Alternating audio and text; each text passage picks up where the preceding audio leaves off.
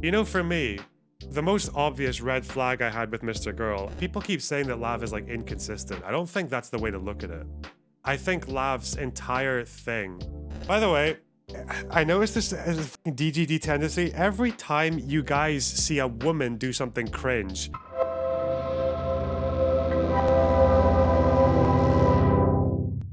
okay. So I okay, I think I want to do some commentary. Um okay, I think we're gonna do some commentary, guys. We're gonna do some commentary. There's enough people here now. Listen, I'm not a drama streamer. I'm maybe more of a rare hybrid. I used to be a video essayist streamer hybrid, but now I'm a video essayist political streamer drama streamer hybrid. Next thing I need to do is I need to do a drama video essay on the main channel. Who knows, eh? Then we'll be complete. Anyway, um, I guess I wanted to just give some thoughts on the whole the article or vocal fry. So MrGirl wrote a fucking article about friend of the show, Dustin. Like, it's so long. It's like the length of two Great Gatsbys or some bullshit. It's it's full of old drama that no one cares about anymore. It's full of drama that a lot of the people involved clearly don't want to be unearthing again, which is kind of gross, which is probably why one of the reasons, one of many reasons, a lot of people he reached out to just didn't want to bother uh, replying or giving their take. So yeah, it's we read like I don't know 10% of it on stream, skipped a whole bunch of it because it was pretty boring. I think at least 50% of it is about Lav. Uh, but there's been good memes, and I've got some thoughts. Okay, this is a good meme. It's the beginning of the Chud series about it, the audiobook, which is very funny because so far the only good thing that's come out of this article is uh that Chud Logic has made like $6,000 off of reading it in super chats. I think he's pushed his goal up to 10K now because he's still looking at the blowback or whatever the fuck, like the aftermath. I think this face, that's the face of a happy human tabloid if I ever saw one. So congrats, especially since what did MrGirl do with Chud just before this article came out? The last move that MrGirl made was trying to get Chud Logic banned, saying Chud Logic should be deplatformed. After initially saying that Fuentes didn't deserve to be deplatformed, even though he thought Fuentes wanted him dead. Like, it's just, yeah, the guy is just completely fucking collapsing. But it's interesting that he seems to have no awareness of what's happening. Like we read some of this at the like this is it's just like every other dog shit video essay hit piece where I don't know things are kind of transcribed from streams so people like telling jokes are put as like transposition or transcriptions here and it looks like they're being serious. There's like we noticed right away right in the beginning of this right at the top of this exchange between Destiny and Demon Mama where he's like clipped a little bit out of the exchange to make it look like Destiny is advocating for like slur spamming on his stream and it's like from there on you're just, okay like this is all horseshit. There's like there's very little to be taken seriously here. It's not. There's there's a few things he's. I guess I can't really be talking about. It's a shit. It's annoying because like again, there are lots of good criticisms of Destiny out there. Like, yeah, he's an asshole. He's done some very impulsive shit in the past. He's very disproportionate and very one-upman ish. He's very like he's a big one-upmanship kind of guy when it comes to his interpersonal conflicts, especially with smaller creators. Etc. He's he has advocated for like trying to bully people off Twitter or off the internet. So there's like The problem with a lot of these Destiny criticisms is that, like, what do people expect them to do? What do people I think when people do these criticisms to streamers, actually with all of these hit pieces, unless someone's committed like a crime or like a career-ending event, all of these hit pieces only really accomplish is they say to the viewer, here are some things a streamer you watch has done. Uh, you can still watch them if you want. If you enjoy their content, you can still watch them anyway. And that's it, you know? And everyone always thinks like, oh God, he did this thing in 2012, like inappropriate, like, oh, we got him. He's done. We got him. There's no getting out of this one. It's like, okay, like some people might not watch him anymore because of that, but eh. But yeah, the point was to try to compare him to Harvey Weinstein, and it's a total flop. And it's a really interesting thing about narcissism as well, because like Mr. Girl is a classic narcissist. Like, and narcissists are actually not very common. I think lots of people have narcissistic traits. I think the way society is and the way that everything is so personalized, like in consumerism and all that shit, like we are encouraged to kind of be a little bit narcissistic, but not to actually be just a standard like clinical narcissist, which I think Max definitely is. It's really interesting that the way he's done this article has come off as someone who doesn't think he can ever say a word wrong. There's so much dog shit like in here. It's so much fat, but I guess the way he sees it is um everything everything like he just thinks everything he says will like turn to gold. Everything he touches will turn to gold. So like it's all fair game. He probably didn't even think there was any like fat that needed to be trimmed, anything that needed to be more concise. To the point that he even included this section, which is him saying, I'll just read it. This is like he actually included this. He thought this was a good thing to include. November 10th, 2022. Stephen found out I was investigating his professional relationships and accusing him of sexual misconduct. He launched a counterattack immediately, calling me a rapist, abuser, manipulator, and narcissist on stream. Anticipating this, I begged Anna for 3 hours to give me a screenshot proving he was still sexting her. She was extremely resistant, as she felt a screenshot would be too much of a violation of Stephen's privacy, and she didn't want to jeopardize her ongoing relationship with him. She suggested I go public without it, saying she would provide one if Stephen denied the claim. So, interestingly enough, she has asserted a preference and a boundary. So, what does he do? Fearing I would be hung out to dry, I recruited my girlfriend and Lav to help me convince her. As discussed in Anna's section of this report, I saw the hate mob forming around Lav and begged Anna to give me a recent screenshot of Stephen sexting her, which I thought would give Lav's claims and my soon to be exposed investigation legitimacy. I got Lav and Shaylin in a group call with Anna, and we all begged her for the proof. Anna said she would feel guilty for betraying Stephen's trust and urged me to go forward without the proof. But I thought the impact of a screenshot would be significantly greater than an admission from Stephen. She eventually agreed. Like, how transparently just trying to. Because I don't know if you guys know who Anna is, but Anna is like a pretty vulnerable person who doesn't want to be involved in this space anymore, as far as I know.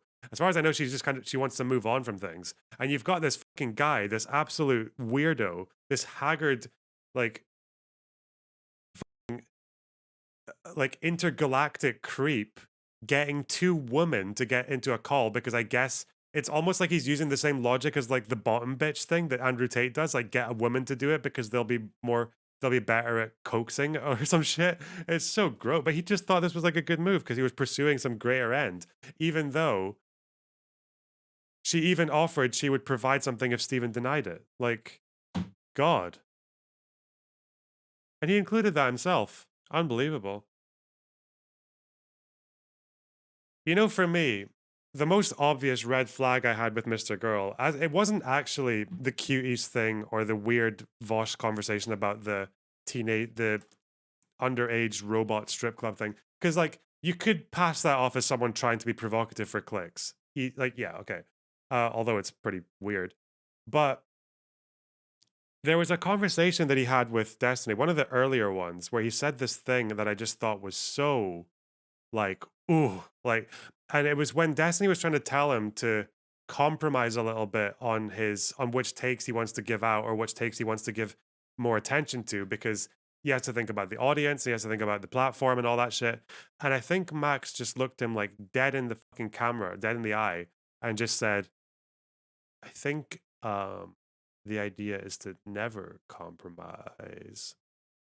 And that the way he put that just reminded me of like when I used to work in music or music production especially, was just like every disgustingly self-absorbed like narcissistic creator who has this like fantasy of themselves as this like renegade who never takes no for an answer, who always gets their way and who is always like making the correct call, and who's like the classic like this artist would always tell the record label or the producer to shut the fuck up and have it there and pursue their vision, like just yeah, like it just reminded me so much of that horrible archetype where people just think that everything they do, everything they touch turns to gold.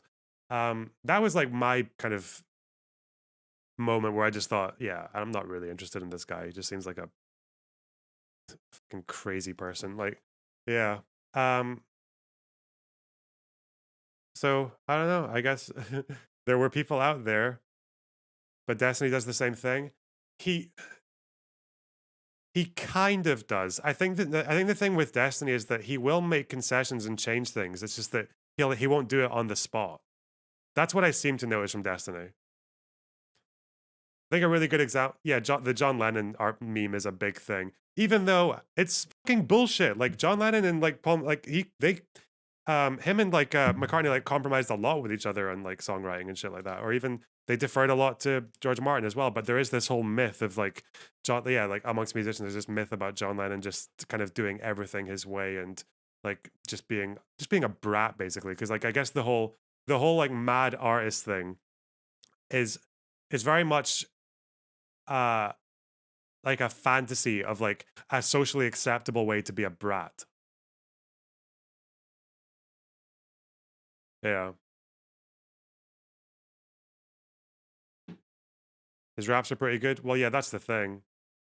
That's the thing when it's like people who are or I guess also the thing that I get with him and Lav is maybe people who are quite talented in like some sphere of life and then they just kind of thought they could do it in everything. I guess MrGirl probably thought he could be like with his skills as like a rapper or like a videographer. I guess he just thought he could be uh the next, I don't even know what this is, like Walter Cronkite or some shit. I don't know. I don't know, whatever like reputable journalist expose thing. Yeah. Roger Waters is a very good example. Oh yeah. Oh yeah. The guy who tried to fucking make an entire album out of songs that were not good enough for the previous album. Like Jesus Christ. Um just that personality type just like sets me off so hard. It's disgusting. Anyway. Yeah, that's my I don't really know if I got much else to say. Uh Good ride. Uh I guess we have some silent heroes in the whole thing, or not so silent, but we're very happy. The only real winner of this entire exchange has been Chud Logic. So well done, Max. Well done for boosting one of your fucking nemesis over here, for giving him more than a lot of well-to-do streamers make in a month in one day. Well done, Max. Well done. Absolutely fucking brilliant. What other memes do we have? Oh, this was a funny meme. Given that over half of this article was about Lav, I think someone actually did like a pie chart of it. Just over half of the article was completely devoted to Lav, and we have a meme. Okay. What if the article was only about you and there's just no mention of anyone else in it? That would scare the shit out of me. I wouldn't want you to relate. By the way, I'm gonna put a bet out that these camera angles are both his idea. It's his idea to have himself so blown up that half his that his fucking skull is shaved off, looking down, and they want Lav to be at this. He wants Lav to be at this angle, looking up at her monitor because it's like a father and daughter dynamic, right? Like that's deliberate. Also, what? Just what did he say? Article was only about you, and there's just no mention of anyone else in it. That would scare the shit out of me. What if? What if? What if I did a vocal fry about your presence in the article? Yeah, that would. I can't even do it. Fuck. I wouldn't want you to release it. I wouldn't want you to release it. Yeah. I don't want to be. I just The like. problem. Well, no, it's like because what. I don't know. I've been this girl now. I was talking about this earlier. Like, I've just been this girl who's like come out about people, and it's never. It's so fucking gross as well because like I can imagine. I think at least for Lav, at the very least, Lav is young. She's not that young, but she's experienced a very wild amount of success in a pretty short space of time, right? She she was like an OnlyFans star. She was like one of the top whatever percentile of OnlyFans. She was very well known. Holy shit. Last year I had a date with someone who does OnlyFans and I was like, "Oh yeah, I was speaking to this person about trans stuff. Her name's Lav Loon." And she was like, "Oh yeah, I know her." Like just she's like well known amongst people who do OnlyFans. Like she's like almost a household name for fucking OnlyFans people. And then it's because you can check. I think if you do OnlyFans, you can check like the top 0.5 or 0.2%, and just like for I guess they look for inspiration or whatever. But yeah, Lavlin, like she was really well known, and then like her music is actually really good. She was shouted out by Billie Eilish once, so I can probably see her. And I guess like the pretty girl thing, like if you're a misogynist, but like she probably has had like quite a lot handed to her or in life, and that's probably had quite a lot of affirmation that she probably does feel like she can get away with quite a lot. And then the fact that she receives this much pushback, like an inhuman amount of pushback actually from thousands of people, all of a sudden, all her like dirty laundry getting fucking aired in front of like hundreds of thousands of people, seeing them all comment about it on the subreddit and seeing all the times you've been caught out lying, that must be really mentally damaging. That's not good for you. Like I don't know, I wouldn't expect the average human being to handle that properly. So yeah, she's not a great person, but I think you can probably understand that. This guy though, I don't know if there's an explanation. Not really. I think the thing that Lav does as well is that she does this thing that I imagine probably a lot of people like her could get away with in real life. Because most people in social groups don't keep like a carefully collected log of everyone's inconsistencies and their misgivings and all that shit. Like so people like Lav can probably get away with fucking about with people quite a lot, right? Um, but doing what she does when the camera is on you and there are thousands of people watching and there are people keeping a log of everything, that's like you just can't thrive in that environment. And it's quite interesting to see because I think I feel like I know people who do a little bit of what Lav does in real life or have known them in the past who will just kind of bullshit everyone. They'll gossip, they'll just share very personal information about everyone. They'll shit talk people, they will gaslight, they will lie about things, they'll confuse people, they'll play with people. Like I feel like a lot of people get away with that because it's so hard to keep a record of everything in real life, right? So and it's also easy for them to just kind of once someone catches you out, well, just leave them and go find another person to fuck with, you know? But I don't think like people keep saying that Lav is like inconsistent. I don't think that's the way to look at it.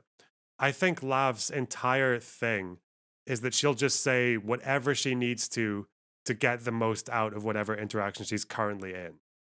That's her consistency. I think that's all she's thinking. how do I get through this conversation, or how do I get the most out of this conversation I possibly can? That's her consistency. That's complete, and she follows that rule to a T. Yeah. Anyway. Ended well. Like nothing ever happens except I get fucking demolished. I get like the Amber Heard treatment. I'm a liar. Nobody believes me. I'm disgusting. I did it for clout. There's like I don't think you'll get that reaction after the article. He's gonna save her. I'm so scared. Oh my god, he's gonna save her. Oh. Okay, Dustin.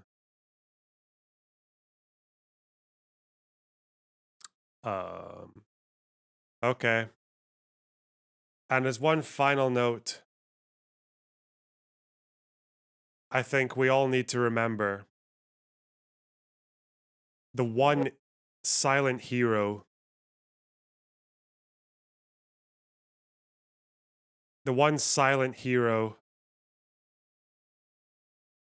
of this entire saga.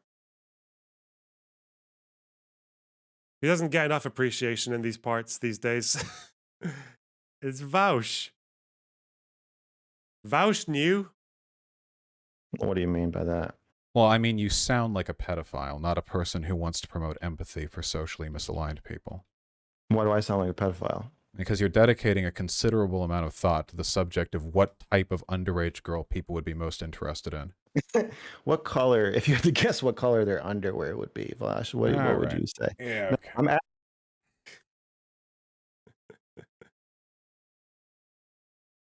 You see, because You see that? You people ask for debates, and what do we get? This is on you. What could we have had? Metroid Prime stream. What do we end up having? red flag awareness, Vosh W, huge Vosh dub. That's what happened. Vosh was there. He saw the signs. He was like, I believe all my patience and all my decorum has been thoroughly extirpated and exhausted on this clown. I shall thus be ejecting myself and extricating myself from this interaction. And then Destiny's just sitting there like, pedophile. And then there you go. I think Peepo G's quite good for this. I think this should sum up. This should be you guys right now. That should be you. That should be you guys absorbing the takes, getting informed, knowing never trust a pedophile. Never, don't do it. Not even once. I don't actually think MrGirl's a pedophile, okay? I don't have the information to... But it's an unrelated note, okay? Just never trust a pedophile. Just don't do it. Don't trust a nonce either. If you want to be picky about the distinction between people who are attracted to prepubescent people, if you want to do that game, just call them all nonces. Okay, the Brits figured it out. It's a good take. What's actually we might have another. Oh yeah, sorry. Vosh was the silent hero of all this. The not so silent hero of all this. I don't even know what he's saying, but apparently it's good. You said to me, Max, once, you said to me once privately, I said I was abused and you laughed at me. Yes, I do laugh at your abuse. You crying about this is funny to me, okay? You being in deep, severe, serious pain and hurt about this is fucking hilarious to me because how fucking pathetic it is, okay? Your pain makes me laugh. Good. I'm glad. I hope you feel fucking terrible. I hope you feel fucking terrible about yourself because you're a pathetic fucking cunt, okay? You're fucking pathetic. You said... Oh. I love it how he's sitting on a mountain of gold, still getting mad. Okay. I am not... MrGirl is not going to get a single penny of anything that I've made off of these streams. Are you fucking serious? The only thing I might do... Uh-oh. If I was to see him in the street, I would throw a couple of in coins, in the most coins I could muster, I'd throw $1 worth of change at him. And I'd be like, pick that up, you fucking loser. That's what I'd do if I saw him. Oh my god.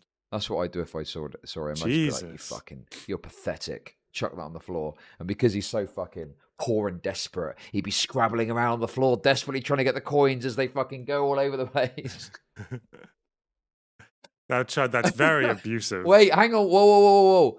To be clear, that's because he's concerned about his financial security because his career is in absolute tatters, okay? That's the only possible thing I'm saying there, nothing else, just to be absolutely clear with you.